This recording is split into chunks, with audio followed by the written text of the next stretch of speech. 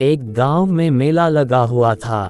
मेले में मनोरंजन के कई साधनों के अतिरिक्त श्रृंगार, सजावट और दैनिक जीवन में उपयोग में आने वाली वस्तुओं की अनेक दुकानें थीं। शाम होते ही मेले की रौनक बढ़ जाती थी। एक शाम रोज की तरह मेला सजा हुआ था। महिला, पुरुष और बच्चे सभी मेले का आनंद उठा रही थी। दुकानों में अच्छी खासी भीड़ उमड़ी हुई थी। उन्हीं दुकानों में से एक दुकान कांच से निर्मित वस्तुओं की थी, जिसमें कांच के बर्तन और घर सजावट की कई वस्तुएं बिक रही थी। अन्य दुकानों की अपेक्षा उस दुकान में लोगों की भीड़ कुछ कम थी। एक जौहरी भी उस दिन मेले में घूम रहा था। घूमते घूमते जब वह उस दुकान के पास से गुजरा तो उसकी नज़र एक चमकते हुए कांच के टुकड़े पर अटक गई।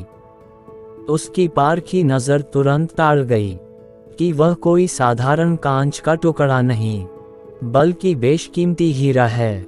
वह समझ गया कि दुकानदार इस बात से अनभिज्ञ है। वह दुकान में गया और उस हीरे को उठाकर दुकानदार से उसकी कीमत पूछने लगा। भाई, जरा इसकी कीमत तो बताना। दुकानदार बोला, ये मात्र 20 रुपए का है। जौहरी लालची था।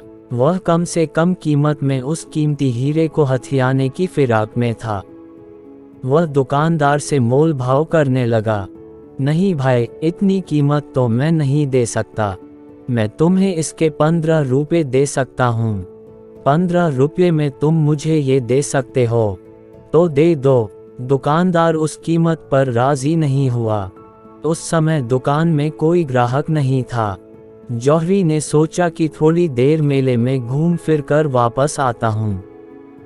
हो सकता है तब तक इसका मन बदल जाए और ये 15 रुपये में मुझे ये कीमती हीरा दे दे। ये सोच हीरा बिना खरीदे वह वहाँ से चला गया। कुछ देर बाद जब वह पुनः उस दुकान में लौटा तो हीरे को नदारद पाया। उसने फौरन दुकानदार से पूछा, यहाँ जो कांच का टुकड़ा था वो कहाँ गया? मैंने उसे 25 रुपये में बेच दिया। दुकानदार ने उत्तर दिया। जौहरी ने अपना सिर पीट लिया और बोला, ये तुमने क्या किया? तुम बहुत बड़े मूर्ख हो। वह कोई कांच का टुकड़ा नहीं, बल्कि बेशकीमती हीरा था। मात्र 25 रुपये में तुमने उसे बेच दिया। मूर्ख मैं नहीं, तुम हो।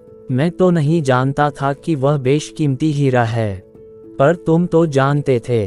फिर भी तुम मुझसे मोल भाव कर 5 रुपये बचाने में लगे रहे और हीरा बिना खरीदे ही दुकान से चले गए। दुकानदार ने उत्तर दिया।